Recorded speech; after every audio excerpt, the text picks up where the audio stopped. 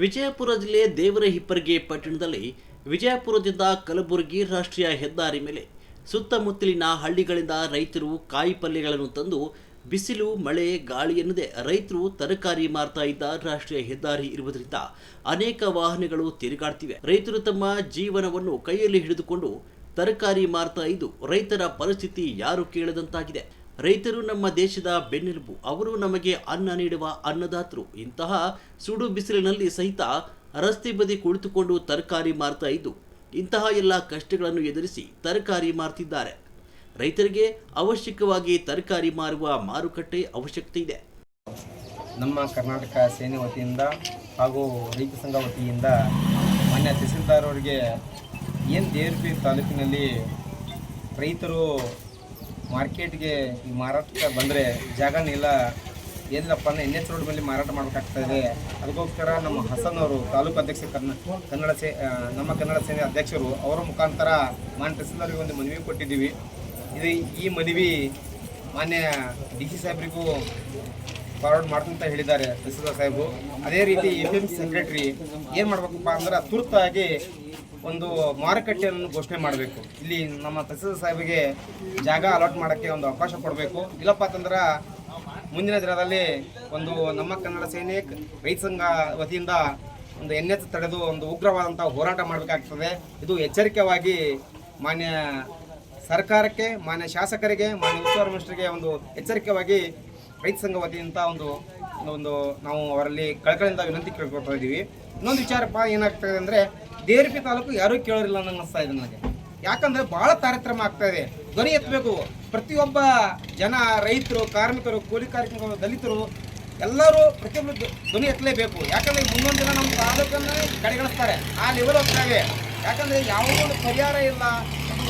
ಒಂದು ಯಾವುದೇ ಒಂದು ನೋಡ್ರಿ ಬಜೆಟ್ನಾಗ ನಮ್ಗೆ ಏನು ದೇವರಪಿ ತಾಲೂಕು ಏನು ಕೊಟ್ಟರೆ ಹೇಳಿ? ಏನೂ ಕೊಟ್ಟಿಲ್ಲ. ನಮ್ಮ ಬಬಲೇಶ್ವರ ನೀರಾವರಿಗೆಲ್ಲ ಕೊಟ್ಟಿದ್ದಾರೆ. ನಮ್ಮ ತಾಲೂಕು ಯಾಕೆ ಆಗ್ತದೆ? ಭಾಳ ದಿನದಂತ ಆಗ್ತಾ ಇದ್ದು ಒಂದೇ ದಿನ ಎಲ್ಲ ನಾವು ಹೇಳ್ತಾ ಇದ್ವಿ. ರಾಜಕಾರಣಿಗಳು ಉತ್ತರ ಕರ್ನಾಟಕಕ್ಕೆ ಮಾಡ್ತಾ ಇರ್ತಾನೆ. ಉತ್ತರ ಕರ್ನಾಟಕದ ದೇವರಪಿ ತಾಲೂಕು ಅಂದರೆ ತುಂಬ ತಾರತಮ್ಯ. ಯಾಕೆ ದೇವರಪಿ ತಾಲೂಕು ಇಲ್ವಾ? ಆಲ್ರೆಡಿ ಇದೊಂದು ದೊಡ್ಡ ಮತಕ್ಷೇತ್ರ ಇದೆ. ಇದು ದೊಡ್ಡ ಒಂದು ಎಲ್ಲ ಜನಸಂಖ್ಯೆ ಒಂದಂತ ಒಂದು ಇದು ಇಂಥದ್ರಲ್ಲಿ ಒಂದು ಜನರಿಗೆ ಅನುಕೂಲ ಮಾಡ್ತಾ ಇಲ್ಲ. ಅದಕ್ಕೆ ನಾವು ಏನಾಗ್ತಾ ಇದೆ ಅಂದ್ರೆ ಬಂದ ದೇವರಪಿ ತಾಲೂಕಲ್ಲಿ ಎಲ್ಲರೂ ಒಗ್ಗಟ್ಟಾಗಬೇಕು. ಒಗ್ಗಟ್ಟಿನ ಶಕ್ತಿ ಇದೆ. ಒಬ್ಬ ವ್ಯಕ್ತಿಯಿಂದ ಏನು ಮಾಡೋಕ್ಕಾಗಲ್ಲ. ಎಲ್ಲರೂ ಕೂತ್ಕೊಳ್ಳೋಮು. ಯಾವ ಸಂಘಟನೆಗಳಲ್ಲಿ ಎಲ್ಲ ಪ್ರಗತಿಪರ ಸಂಘಟನೆಗಳ ಒಕ್ಕೂಟದಿಂದ ಒಂದು ದೇವರಪಿಯಲ್ಲಿ ಹೋರಾಟ ಮಾಡೋಣ. ನಾವು ನೀವು ಅನ್ನೋದು ಬೇಡ. ಯಾಕಂದ್ರೆ ನೋಡ್ರಿ, ಈ ಕನ್ನಡ ಸೇನೆಯವರು ಕನ್ನಡ ನುಡಿ ನೆಲ ಜಲ ಪ್ರಕಾರ ಹೋರಾಟ ಮಾಡ್ತಾ ಇರ್ತಾರೆ. ಕರ್ನಾಟಕ ಸೇನೆ ವತಿಯಿಂದ ನಾವು ರೈತ ಸಂಘದಿಂದ ನಮ್ಮ ಸಿದ್ದನಗೌಡ ಪಾಟೀಲ್ರು ಮತ್ತು ರಾಷ್ಟ್ರೀಯ ರೈತ ಸಂಘದ ನಾನು ರಾಜ್ಯ ಪ್ರಧಾನ ಕಾರ್ಯದರ್ಶಿ ರೇಣುಕಾ ಪಾಟೀಲ ಅವ್ರ ಜೊತೆ ಸೇರಿ ಒಂದು ತಹಸೀಲ್ದಾರ್ ಸಾಹೇಬರಿಗೆ ನಾವು ಮನವಿ ಕೊಟ್ಟೇವಿ. ಅತಿವೃಷ್ಟಿ ಅನಾವೃಷ್ಟಿಗೆ ಒಳಗಾದಂಥದ್ದು ಯಾವುದಾದ್ರೂ ತಾಲೂಕು ಇದ್ರೆ ಅದು ನಮ್ಮ ದೇವರಹಿಪ್ಪರಗಿ ತಾಲೂಕು.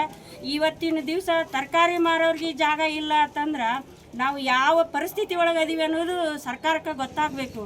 ಶಾಸಕರು ಸುಮ್ಮನೆ ಕೂಡಬಾರ್ದು. ಹೆಚ್ಚುವರಿ ನೀವು ಪರಿಹಾರ ನಿಧಿಯಿಂದ ದುಡ್ಡು ತೊಗೊಂಡು ಬಂದು ಶಾಸಕರನ್ನು ಇವತ್ತು ತರಕಾರಿ ವ್ಯಾಪಾರಸ್ಥರಿಗೆ ಸಹಕಾರ ಮಾಡಿಕೊಡ್ಬೇಕು, ಅವ್ರಿಗೆ ಒಂದು ವ್ಯವಸ್ಥೆ ಕಲ್ಪಿಸಿ ಕೊಡ್ಬೇಕಂತೇಳಿ ನಾನು 2 ಮಾತು ಮುಗಿಸ್ತೀನಿ. ನಾನು ರಾಷ್ಟ್ರೀಯ ರೈತ ಸಂಘದ ರಾಜ್ಯ ಪ್ರಧಾನ ಕಾರ್ಯದರ್ಶಿ ರೇಣುಕಾ ಪಾಟೀಲ್. ನಮ್ಮ ಕರ್ನಾಟಕ ಸೇನೆಗೆ ಸ್ವಾಗತ, ನಮಸ್ಕಾರ. ಇಂದು ನಾವು ದೇವರಹಿಪ್ಪರಗಿ ತಾಲೂಕಿನಲ್ಲಿ ಇಲ್ಲಿ ಮನವಿ ಕೊಡಕ್ಕೆ ಬಂದೆ. ದೇವರಹಿಪ್ಪರಗಿ ತಹಸೀಲ್ದಾರ್ ಕಚೇರಿಗೆ ಇಲ್ಲಿ ಸಮಸ್ಯೆ ಏನಪ್ಪ ಅಂದ್ರೆ ದೇವರಹಿಪ್ಪರಗಿ ತಾಲೂಕಿನಾಗ ತರಕಾರಿ ಮಾರುಕಟ್ಟೆ ಇಲ್ಲ. ಇದು ತಾಲೂಕನಾಗ ಅನ್ಸಲಾಗ್ಯದ. ನೋಡಕಟ್ಟೆ ತಾಲೂಕು 2 ಹಳ್ಳಿ ಸೇರಿದ್ರೆ ಒಂದು ತಾಲೂಕನಾಗ ಏನು ಯಾವ ಆಫೀಸ್ಗಳು ಇಲ್ಲ, ಏನೂ ಇಲ್ಲ. ಇದೊಂದು ರೈತರಿಗೆ ಅನುಕೂಲ ಮಾಡಿಕೊಡ್ಬೇಕು. ಇಲ್ಲಿ ಬಿಸಿಲು ನಾಡು ಅಂದ್ರೆ ನಮ್ಮ ಬಿಜಾಪುರ ಜಿಲ್ಲೆ ಅಂತಾರೆ. ಬಿಸಿಲು ಭಾಳ ಇರ್ತದೆ. ಇವ್ರು ಬಿಸಿಲಾಗ ರೈತರಿಗೆ ಕುಂಡಿಸ್ತೇವೆ ನಾವು. ನಮ್ಮ ದೇಶದ ಬೆನ್ನೆಲುಬು ಅಂದ್ರೆ ರೈತ ಅಂತ ಹೇಳಿ ನಾವು ಬರೀ ಮಾತಿನಿಂದ ಬರೀ ಹೇಳೋದಷ್ಟೇ ಆಗ್ಯದ.